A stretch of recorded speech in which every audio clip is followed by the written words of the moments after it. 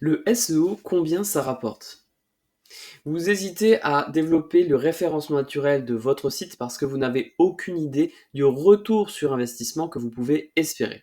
Dans cette vidéo, je vais vous montrer au travers d'un cas concret comment le référencement naturel sur Google peut aider au développement commercial de votre entreprise. Pour ce cas d'étude, on va prendre l'exemple d'un couvreur situé à Mérignac. Mérignac, deuxième ville de Gironde, située juste à côté de Bordeaux. Donc imaginons que ce couvreur veuille développer son référencement naturel sur les moteurs de recherche pour avoir plus de clients et se pose la question de savoir bien combien, parce que ça pourrait lui rapporter concrètement cette campagne SEO de visibilité, voilà, sur les moteurs de recherche. La première chose qu'on va faire, c'est de faire une étude de mots-clés. On va utiliser un outil SEO comme Alloscan. C'est celui que je recommande, que j'utilise personnellement, très pertinent sur le marché français. Et dans Alloscan, on va taper notre mot-clé principal, donc ici couvreur Mérignac, et l'outil va me donner une estimation du volume de recherche mensuel pour ce mot-clé. Ici, 720 recherches estimées par mois. Quand je vais dans recherche liée ici, j'ai aussi une suggestion de mots-clés liés à mon mot-clé principal. Donc par exemple, ici, vous voyez couvreur PESAC, 1600 recherches par mois, couvreur CESTAS, 210, etc., etc. Donc je vais répertorier les mots-clés pertinents. Alors les mots-clés pertinents, ça va être les mots-clés commerciaux, ceux qui sont susceptibles d'apporter de l'activité à ce couvreur, pour estimer, avoir une estimation globale du nombre de recherches mensuelles sur lesquelles on peut partir. Vous voulez développer votre référencement naturel sur Internet, n'hésitez pas à m'en parler. Je m'appelle Renaud Corbin, lien de contact en description de cette vidéo. Voilà, j'ai donc sélectionné une vingtaine de mots-clés en utilisant Alloscan pour notre couvreur basé à Mérignac. Alors, quelques remarques par rapport à ces mots-clés.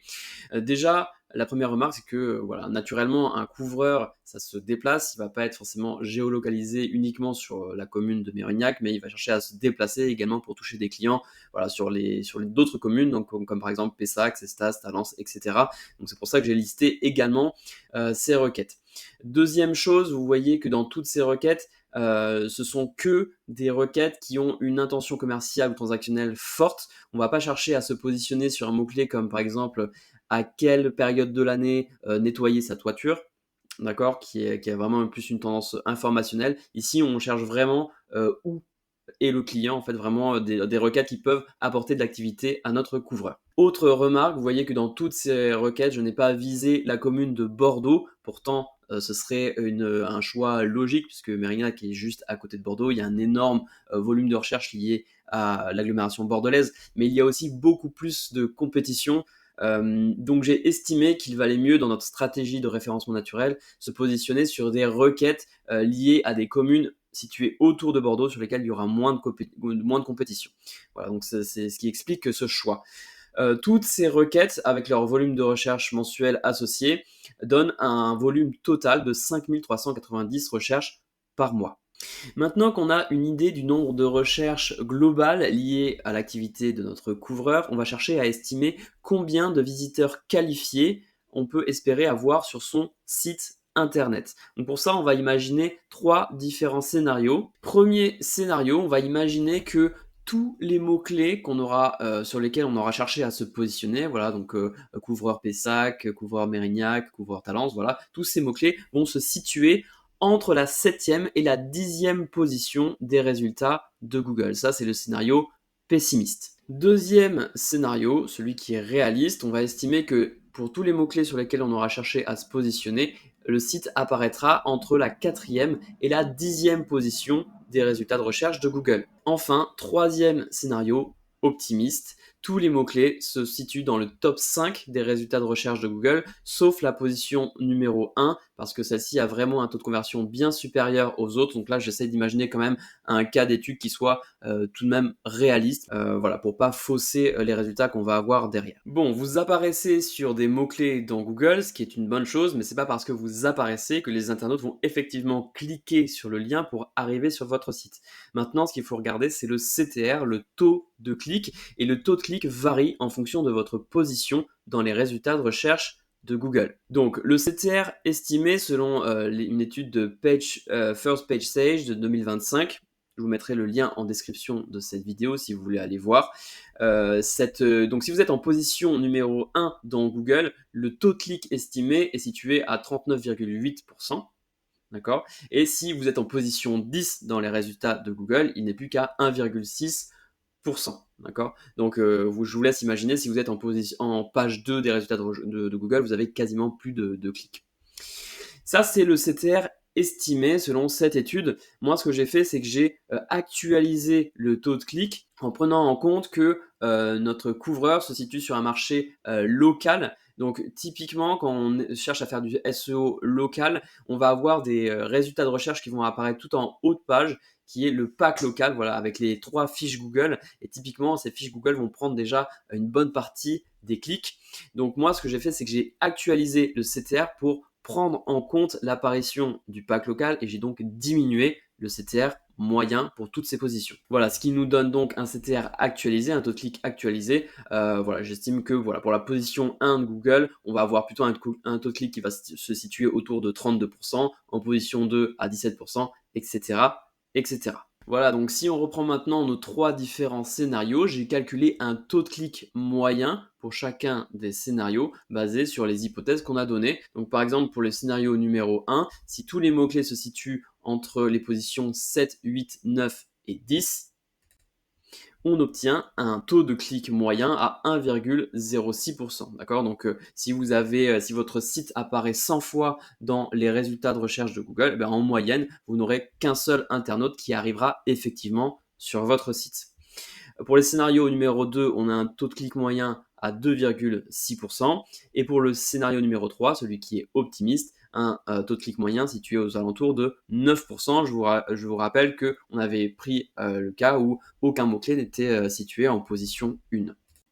Donc à partir de là, on peut calculer le nombre de visiteurs qualifiés qu'on va effectivement avoir sur le site internet. Je vous rappelle que suite à notre étude de mots-clés, on avait calculé qu'il y avait à peu près 5400 recherches estimées en tout par mois liées à l'activité de notre couvreur.